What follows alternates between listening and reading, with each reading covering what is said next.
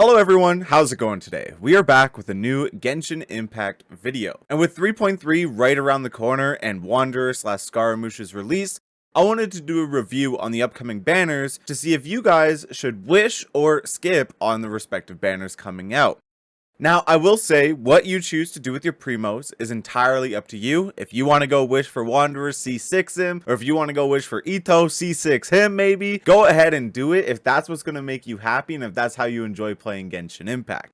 This is just an analytical standpoint on if it's worth your primos to be able to pull on these banners overall. When we look at the 5-star banners coming in with Wanderer and Itto, we see the 3 4-star characters accompanying them as the new character FARUZAN, Goro, and Yanfei. Now, FARUZAN and Goro are strict supports towards Wanderer and Itto respectively, with Yanfei being more of an extra hyper carry added onto the pool. She also hasn't been around in a long time, so it was expected to see her come sometime soon, but I feel like she's added here as more of just, if you need a hyper carry, if you don't hit the 5-star, you'll hit Yanfei, maybe get some Yanfei constellations, and then you can go try her out in the Spiral Abyss. The other two, FARUZAN and Goro, is kind of where this banner has a problem, because from a business standpoint, Hoyoverse made a great choice. Because you could roll on Wanderer and hit 8-10 Goros, not hit a single FARUZAN, and that'll entice you to want to pull on the Itto banner, since Goro is the best support for Itto. Or vice versa, you may roll on the Itto banner, get a bunch of FARUZANs without getting a Goro, and then you're like,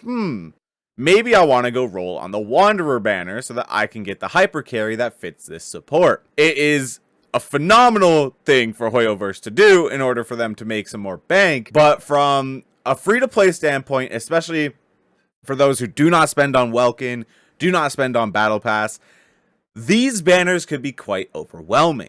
Of course, if you want to hit the new 4-star character FARUZAN, go for it. She's a great support for Anemo characters. You could play her with Zhao, you could play her with Wanderer. I might try to pick her up to put her onto my Zhao team, I'm not gonna lie. We'll see how that goes. I currently have 30k saved up that I'm trying to save for the day we get the Varka release. But who knows when that's going to happen. But back to this banner here. Wanderer is an amazing hyper carry. We've seen through his video how much damage this character can put out, especially when put onto his signature weapon, and through the support of FARUZAN.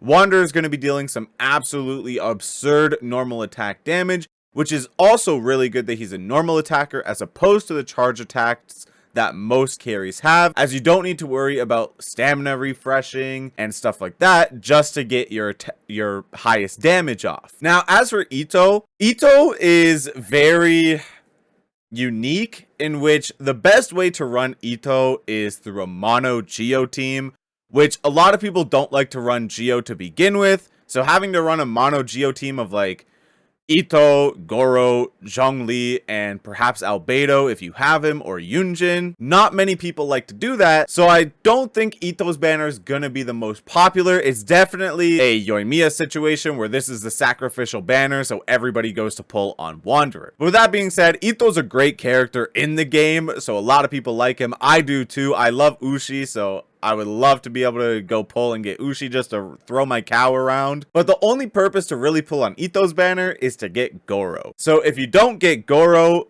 you're kind of out of luck on that banner. Now, talking about the weapon banner that's dropping with these two characters as well, we have the new 5-star Catalyst, Tulatela's Remembrance, as well as the Claymore Redhorn Stone Threshers dropping on this banner. These are being supported by the Sacrificial Sword, the Favonius Warbow and Greatsword, Wavebreaker's Fin, and the Eye of Perception. Now, this weapon banner stinks.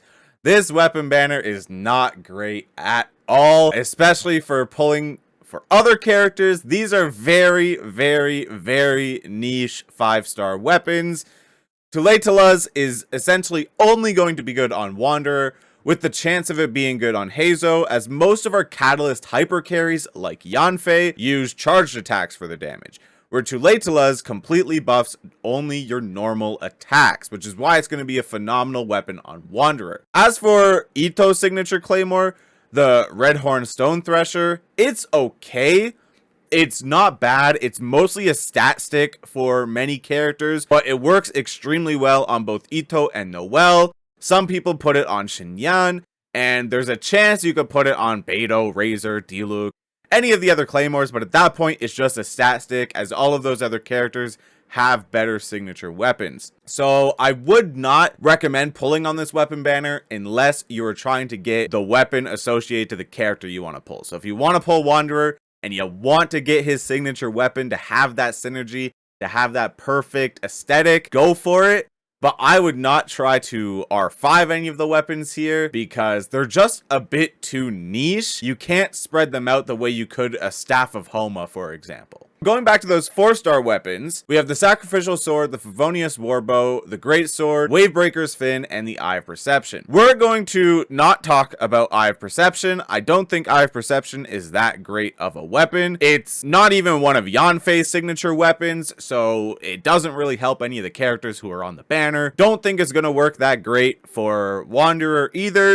If you do want to pull it, it's pretty good on Sucrose, but at that point, you could just get the Dragon Slayers. As for Wavebreaker's Fin, we have so many good pull arms already through the likes of Staff of Homa, Jade Spear, we have the Catch. Wavebreaker's Fin is just, it's not on par with those other pole arms. So if you get it, you could put it on Xiangling, you could put it on Zhongli. It's decent on Rosaria or Raiden, but at that point you will likely already have a pole arm that fits those respective characters. That is a lot better than the Wavebreaker's Fin. The Favonius Greatsword is kind of outclassed by the Red Horn here. It's not horrible. It works for Beto. It works for Xinyan. It works for Sayu. It also works for Dory. If you do have Dory, we just got it from the most recent event with the fungi catching event. So it's not a horrible weapon to get. It's definitely not the best on this banner. It does give you a buff with crit hits having a 60% chance to generate a small amount of elemental particles. But at that point, you might as well just run something else that has much better stats, because the energy recharge on this, it's not really going to be good for any of the characters you're going to run it on, especially because they're just going to be outclassed by other carries in the game. The Favonius Warbow, it's another energy recharge bow, so it's not horrible, it's not great, but it has the same passive as the Favonius Greatsword. I believe all the Favonius weapons do. This weapon could be good on characters like Ganyu if you don't have Amos bow or something better. It could work on Diona, it could work on Fischl. I feel like Diona, getting that energy recharge on Diona is not a bad idea. You could also slap this onto Goro to get him some energy recharge, especially in those mono Geo teams. So this is probably the better of the 4-star weapons we've seen so far through the Greatsword, Wavebreakers, and the Eye of Perception. Warbow isn't bad to get it to R5, especially if you're going to slap it onto Goro and run that mono Geo team. This is Editor Ryan here. I actually want to bring up the fact that Favonius Warbow is Goro's best in slot and Diona's second best in slot weapon. I think it might end up being the best weapon on the banner as opposed to the Sacrificial Sword, which we're about to talk about, especially because with FARUZAN lacking energy recharge, this bow could be a really good option or cheap alternative for her until she's able to get a much better bow. That being said, enjoy the rest of the video.